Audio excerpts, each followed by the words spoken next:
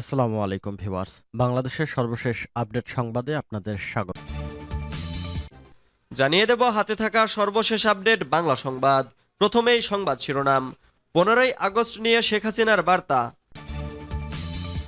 এরপর জানিয়ে দিব এখনও ঢাকা মেডিকেলের মর্গে অজ্ঞাত 19 মরদেহ। এদিকে পদোন্নতি বঞ্চিত 117 কর্মকর্তা হলেন উপসচিব। এরপর জানিয়ে দিব সাবেক ডিএমপি কমিশনার ও এসবি প্রধান মনিরুলকে বাধ্যতামূলক অবসরে। আরও জানিয়ে দিব আইন কমিশন থেকে খায়রুল হকের পদত্যাগ। সর্বশেষ জানিয়ে দেব শেখ হাসিনা সরকারের গণহত্যা তদন্তে জাতিসংঘকে বিএনপির চিঠি। এতক্ষণ শুনছিলেন সংবাদ শিরোনাম, এবারে বিস্তারিত। তবে অনুরোধ থাকবে ভিডিওটিতে একটি লাইক করবেন এবং কমেন্ট করে জানিয়ে দিবেন কোন জেলা থেকে আপনি আমাদের এই ভিডিওটি দেখছেন। 15ই আগস্ট নিয়ে শেখ হাসিনার বার্তা। 15ই আগস্ট নিয়ে আবেগঘন বার্তা দিয়েছেন সাবেক প্রধানমন্ত্রী শেখ হাসিনা। এই বার্তাটি নিজের ভেরিফাইড ফেসবুক পেজে পোস্ট করেছেন সজীব ওয়াজেদ জয়। পাঠকদের জন্য শেখ হাসিনার পুরো বার্তাটি তুলে ধরা হলো। শেখ হাসিনা বার্তার শুরুতে বলেছেন, প্রিয় দেশবাসী, আসসালামু আলাইকুম। ভাই ও বোনেরা, 1975 সালের 15ই আগস্ট বাংলাদেশের রাষ্ট্রপতি জাতির পিতা বঙ্গবন্ধু শেখ মুজিবুর রহমানকে নির্মমভাবে হত্যা করে। তার প্রতি গভীর শ্রদ্ধা জানাই।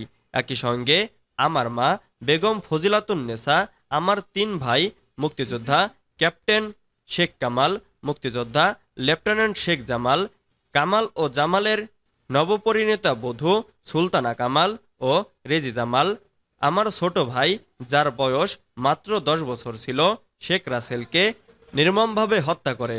আমার একমাত্র চাচা মুক্তিযোদ্ধা পঙ্গু শেখ নাসের, রাষ্ট্রপতির military secretary brigadier Jamil Uddin, police officer Siddiqur রহমানকে নির্মমভাবে হত্যা করে। আমি তাদের সবার প্রতি গভীর শ্রদ্ধা জানাই। এখনও ঢাকা মেডিকেল মর্গে অজ্ঞাত 19 মরদেহ। সরকারি চাকরিতে কোটা সংস্কার আন্দোলনকে কেন্দ্র করে রাজধানীর বিভিন্ন এলাকায় সংঘর্ষ এবং গোলাগুলির ঘটনা ঘটে। এসব ঘটনায় মুমূর্ষু ও অচেতন অবস্থায় অনেককে ঢাকা মেডিকেল কলেজ হাসপাতালে নিয়ে গেলে দায়িত্বরত চিকিৎসক অনেককেই মৃত ঘোষণা করেন। তাদের মধ্যে 19টি মরদেহের পরিচয় এখনও পাওয়া যায়নি।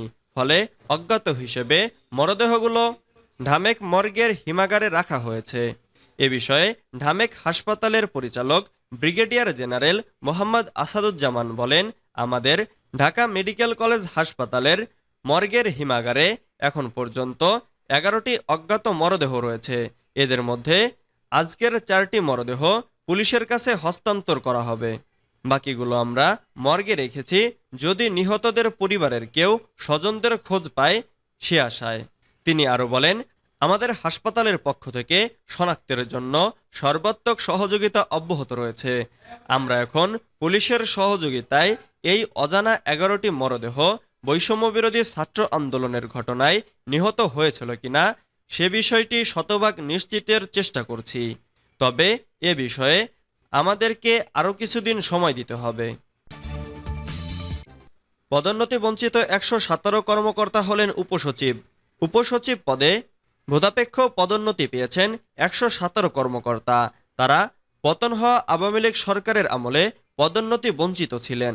মঙ্গলবার 13ই আগস্ট জনপ্রশাসন মন্ত্রণালয় থেকে এ সংক্রান্ত প্রজ্ঞাপন জারি করা হয়েছে। এতে বলা হয়, এসব কর্মকর্তাকে ভূতাপেক্ষভাবে সরকারের উপসচিব পদে পদোন্নতি দিয়ে জনপ্রশাসন মন্ত্রণালয়ের বিশেষ ভারপ্রাপ্ত কর্মকর্তা নিয়োগ করা হলো। প্রজ্ঞাপনে বলা হয়, পদোন্নতির আদেশে উল্লিখিত কর্মস্থল থেকে কোনো কর্মকর্তার দপ্তর বা কর্মস্থল ইতোমধ্যে পরিবর্তন হলে কর্মরত দপ্তরের নাম বা ঠিকানা উল্লেখ করে যোগদানপত্র দাখিল করবেন।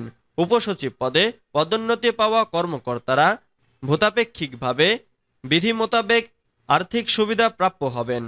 পরবর্তীতে কোনো কর্মকর্তার বিরুদ্ধে কোনো রকম বিরূপ বা ভিন্নরূপ তথ্য পাওয়া গেলে তার ক্ষেত্রে এই আদেশের প্রয়োজনীয় সংশোধন বা বাতিল করার অধিকার কর্তৃপক্ষ সংরক্ষণ করে বলেও এতে স্মরণ করিয়ে দেওয়া হয়। সাবেক ডিএমপি কমিশনার ও এসবি প্রধান মনিরুলকে বাধ্যতামূলক অবসরে। সাবেক ডিএমপি কমিশনার হাবিবুর রহমান ও পুলিশের বিশেষ শাখার প্রধান মনিরুল ইসলামকে চাকরি থেকে বাধ্যতামূলক অবসরে পাঠানো হয়েছে। মঙ্গলবার স্বরাষ্ট্র মন্ত্রণালয়ের পৃথক দুইটি প্রজ্ঞাপনে এই দুই কর্মকর্তাকে বাধ্যতামূলক অবসরে পাঠানো তথ্য জানানো হয়। রাষ্ট্রপতির আদেশক্রমে মন্ত্রণালয়ের জননিরাপত্তা বিভাগের পুলিশ শাখা ১ এর সচিব মোহাম্মদ জাহাঙ্গীর আলম প্রজ্ঞাপন দুইটিতে স্বাক্ষর করেন। জনস্বার্থে এই আদেশ অবিলম্বে কার্যকর করা হবে। এর আগে হাবিবুর রহমানকে ডিএমপি কমিশনার ও মনিরুল ইসলামকে এসবি প্রধান থেকে সরিয়ে পুলিশ অধিদপ্তরে যুক্ত করা হয়। আইন কমিশন থেকে খায়রুল হকের পদত্যাগ। আইন কমিশনের চেয়ারম্যানের পদ থেকে পদত্যাগ করেছেন সাবেক প্রধান বিচারপতি এবিএম খায়রুল হক। মঙ্গলবার রাতে তার ব্যক্তিগত কর্মকর্তা পদত্যাগের বিষয়টি সাংবাদিকদের নিশ্চিত করেছেন। সাম্প্রতিক সময়ে সরকারি চাকরিতে কোটা সংস্কার নিয়ে আন্দোলনে উত্তাল ছিল সারা দেশ। সেই আন্দোলনে ক্ষমতাসীন আওয়ামী লীগের পেটুয়া বাহিনী, ছাত্রলীগ, যুবলীগ ও আইনশৃঙ্খলা বাহিনীর হামলায় নিহত হয় কয়েকশো শিক্ষার্থী। শিক্ষার্থীদের আন্দোলনের তোপের মুখে পড়ে গত ৫ আগস্ট দেশ থেকে পালিয়ে যান প্রধানমন্ত্রী শেখ হাসিনা। প্রধানমন্ত্রী দেশ থেকে পালিয়ে যাওয়ার পর বিপদে পড়ে যান আওয়ামী লীগের এমপি, মন্ত্রী ও তাদের হয়ে গলাবাজি করা আমলারাও। সরকার পতনের পর ছাত্রদের তোপের মুখে পড়ে প্রশাসনের বিভিন্ন পদের কর্মব্যক্তিরা পদত্যাগ করতে বাধ্য হচ্ছেন। শেখ হাসিনার সরকারের গণহত্যা তদন্তে জাতিসংঘকে বিএনপির চিঠি। শেখ হাসিনার সরকারের অধীনে সংগঠিত গণহত্যার আন্তর্জাতিক তদন্তে জাতিসংঘকে চিঠি দিয়েছে বিএনপি। আজ মঙ্গলবার দুপুরে গুলশানে জাতিসংঘের ঢাকা কার্যালয়ে গিয়ে সংস্থার আবাসিক সমন্বয়ক গোয়েন লুইসের কাছে এই চিঠি হস্তান্তর করা হয়। বিএনপির স্থায়ী কমিটির সদস্য আমির খসরু মাহমুদ চৌধুরী ও দলের সাংগঠনিক সম্পাদক শামা ওবায়েদ দলের পক্ষ থেকে এ চিঠি দেন। আমির খসরু সাংবাদিকদের বলেন, একটি অবৈধ সরকারের অধীনে বাংলাদেশে হত্যাযজ্ঞ হয়েছে, দেশের নাগরিকদের হত্যা করা হয়েছে।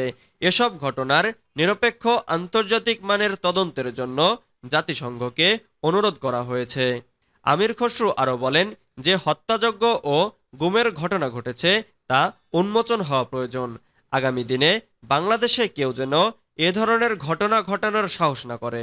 বিএনপির স্থায়ী কমিটির সদস্য আমির খসরু বলেন, দেশে আইন বলে কিছু ছিল না, এখন সেটা ক্রমান্বয়ে ফিরে আসছে। যে গণহত্যার ঘটনা ঘটেছে তা সারা বিশ্বের কাছে ঘৃণিত হয়েছে এবং সারা বিশ্ব এসব ঘটনার প্রতিবাদ করেছে। আন্তর্জাতিক মানের একটি স্বচ্ছ ও নিরপেক্ষ তদন্তের মাধ্যমে জাতিকে কলঙ্কমুক্ত করতে হবে।